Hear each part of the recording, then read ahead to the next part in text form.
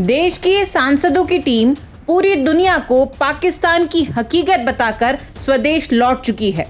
लौटने के बाद प्रधानमंत्री नरेंद्र मोदी से मुलाकात भी हो चुकी है। कुछ और भी रस्में होंगी, वे भी एक एक करके पूरी हो ही जाएंगी। पहलगाम हमले के बाद ऑपरेशन सिंदूर और सीज फायर पूरा घटनाक्रम जितना सधा हुआ और सटीक था, उतना ही ध्यान खींचने वाला भी रहा। फिर ऑपरेशन सिंदूर को लेकर विदेशी जमीन पर भारत का पक्ष रखने की जिम्मेदारी कुछ सांसदों को दी गई। बेशक ये मिशन कूटनीतिक था, लेकिन राजनीति से भी भरपूर था। विदेश दौरे के लिए कुल 7 प्रतिनिधि मंडल बनाए गए थे और अलग अलग दलों और अलग अलग राजनीतिक तेवर वाले होने के बावजूद एक मकसद के साथ एक स्वर में भारत के पक्ष को अंतर्राष्ट्रीय मंच पर सबके सामने रखा। जो कुछ भी सर्वदलीय प्रतिनिधि मंडल के सदस्यों ने विदेशों में कहा, पूरे देश ने सुना, खूब वाहवाही लूटी, तारीफें बटोरी। आगे और भी ऐसे इवेंट होंगे तो महफिल वही लूटेंगे, मानकर चलना चाहिए।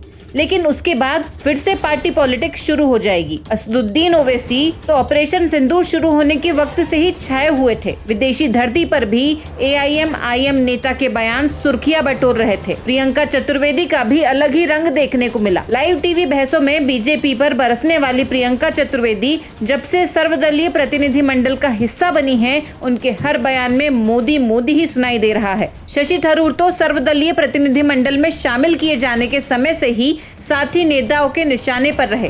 राहुल गांधी के नरेंद्र सरेंडर वाले बयान पर उनका रिएक्शन तो पहले से लगी आग में घी का ही काम किया होगा। अब सवाल ये उठता है कि इन नेताओं के लिए विदेश दौरे का हासिल क्या है।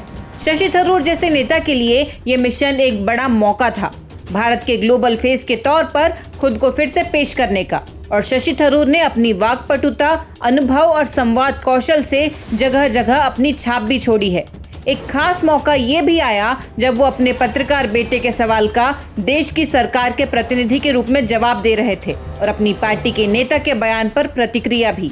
मुश्किल ये है कि शशि थरूर ने जो लाइन ली है, कांग्रेस नेतृत्व उससे कतई इत्तेफाक नहीं रखता। जब राहुल गांधी को ही शशि थरूर का स्टैंड ठीक नहीं लगता, तो बाकी कांग्रेस नेताओं की कौन कहे। पहलगाम आतंकी हमले में सरकार ने भी अपना चूक मान लिया था, लेकिन शशि थरूर को खुफिया चूक कोई खास बात नहीं लगी। बोले ऐसा होता रहता है। इजराइल पर हमास के अटैक का उदाहरण देते हुए सरकार को संदेह का लाभ देने की कोशिश की। ट्रंप के दबाव में सीज फायर को साफ साफ नकार दिया, भारत में भी और विदेश दौरे में भी, अमेरिका जाकर भी। कांग्रेस में शशि थरूर के बहुत सारे दुश्मन हैं, जिनके निशाने पर वो रहते ही हैं। कहने को तो शशि थरूर ने यहाँ तक कह दिया कि कांग्रेस ने यह न समझने की उनके पास कोई विकल्प नहीं है, करने के लिए उनके पास बहुत सारे काम है। ये तो उनके शब्द हैं, लेकिन संदेश ये भी है कि वो बीजेपी में भी जा सकते हैं या कहीं और भी। पहले से ही शशि थरूर के बीजेपी से नजदीकियों की चर्चा होती रही है। क्या अब वो वक्त आ गया है? असदुद्दीन ओवैसी विपक्ष के उन नेताओं में से हैं जो सरकार के हर कदम पर सवाल तो उठाते हैं, लेकिन विपक्ष के बाकी नेताओं को दिखावा लगता है। ओवैसी तो पहलगाम हमले के बाद ही एक्टिव हो गए थे। ऑपरेशन सिंदूर के बाद हुई सर्वदलीय बैठक के बाद से तो उनका अलग ही रूप देखने को मिला। उससे पहले मुस्लिम नेता के रूप में मशहूर ओवैसी अचानक छा गए राष्ट्रवादी नेता के रूप में, और विदेश दौरे में भी ओवैसी ने अपनी जोरदार मौजूदगी दर्ज कराई। विपक्षी खेमे में ओवैसी भी निर्गुट आंदोलन वाले नेता रहे हैं, लेकिन दूसरे विपक्षी नेता ओवैसी को बीजेपी का मददगार मानते हैं। ओवैसी की ये दलील सही हो सकती है कि वो तो अपनी लाइन की राजनीति करते हैं, लेकिन तस्वीर के दूसरे पहलू में तो यही नजर आता है कि उनकी राजनीति से फायदा तो बीजेपी को ही मिलता है। आगे भी ओवैसी अपनी नई छवि बरकरार रख पाएंगे या फिर अपनी राजनीतिक लकीर के फकीर बन जाएंगे। प्रियंका चतुर्वेदी पहले कांग्रेस की नेता और प्रवक्ता हुआ करती थी। एक ऐसा दौर आया कि कांग्रेस को छोड़ने का फैसला किया। तब खबरें आई थी कि वो बीजेपी में जाना चाहती थी, लेकिन स्मृति ईरानी के खिलाफ उनके बयान नो एंट्री के बोर्ड बन गए। तब स्मृति ईरानी बीजेपी की ताकतवर नेताओं में शुमार थी, लेकिन अमेठी के हार के बाद से वो हाशिए पर पहुंच गई हैं। अब तक स्मृति ईरानी बाधा बनी थी, तो क्या प्रियंका चतुर्वेदी के लिए बीजेपी में कोई गुंजाइश बन सकती है? क्योंकि बीजेपी में स्मृति ईरानी के अच्छे दिन तो लगता है जैसे जा चुके हों।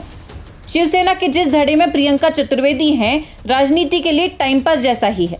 उद्धव ठाकरे ने प्रियंका चतुर्वेदी को तब तो राज्यसभा भेज दिया था, लेकिन अब आगे कुछ और तो लगता है नहीं कि संभव है। ऐसे में प्रियंका चतुर्वेदी फिर से बीजेपी में जाने का मौका सामने आया है। सर्वदलीय प्रतिनिधिमंडल में जिस तरह से प्रियंका चतुर्वेदी को मोदी मोदी करते देखा गया, संकेत भी है कि उनके मन में क्या चल रहा है। लेकिन सवाल यही है कि क्या प्रियंका चतुर्वेदी की मन की मुराद पूरी हो पाएगी। डीएमके की कनिमोझी दिल्ली की राजनीति में लंबे समय से हैं, लेकिन उनकी छवि क्षेत्रीय नेता की ही रही है।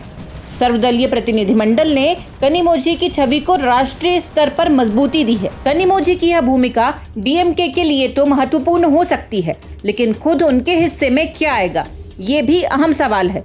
कनिमोझी तमिलनाडु में सत्ताधारी डीएमके की नेता हैं, लेकिन सत्ता की बागडोर उनके भाई एमके स्टालिन के हाथ में है। अगर डीएमके में स्टालिन के बाद कोई आगे बढ़ रहा है तो वो उनके बेटे उदयनिधि स्टालिन ही हैं, कनिमोझी नहीं। कनिमोझी के मन में भी कुछ ना कुछ मलाल तो होगा ही, वैसे ही जैसे प्रियंका गांधी वाड्रा या मीसा भारती के मामले में माना जाता है। अब सुप्रिया सूले जैसी स्थिति किसी और की तो हो ही नहीं सकती। तमिलनाडु में भी अगले साल चुनाव होने वाले हैं। बीजेपी को भी तमिलनाडु में अपनी जगह बनानी है। जैसे पश्चिम बंगाल में बीजेपी ने मुकुल रॉय और शुभेंदु अधिकारी को आजमाने का फैसला किया, तमिलनाडु में भी ऐसे प्रयोग हो सकते हैं क्या? लेकिन ये संभव तो तभी है जब कनिमोझी के मन में भी खींच हो और मौके की भी तलाश हो। अव्वल तो रविशंकर प्रसाद बीजेपी के बचाव में मोर्चा संभालने के लिए कहीं भी भेज दिए जाते हैं, लेकिन जब से केंद्र में मंत्री पद से इस्तीफा ले लिया गया, बस टाइम पास ही चल रहा है। क्या अब कुछ मिल सकता है? रविशंकर प्रसाद ने ताज़ा जिम्मेदारी भी उसी शिद्दत से निभाई है जिस तरह से चारा घोटाले में लालू यादव के खिलाफ कानूनी लड़ाई लड़ी थी, या जब भी राहुल गांधी या कांग्रेस के खिलाफ मैदान में उतरना पड़ता है, अपना जौहर दिखाते हैं। क्या रविशंकर प्रसाद को भी राजनीतिक लाभ अलग से मिलेगा? बिहार चुनाव भी ज्यादा दूर नहीं है।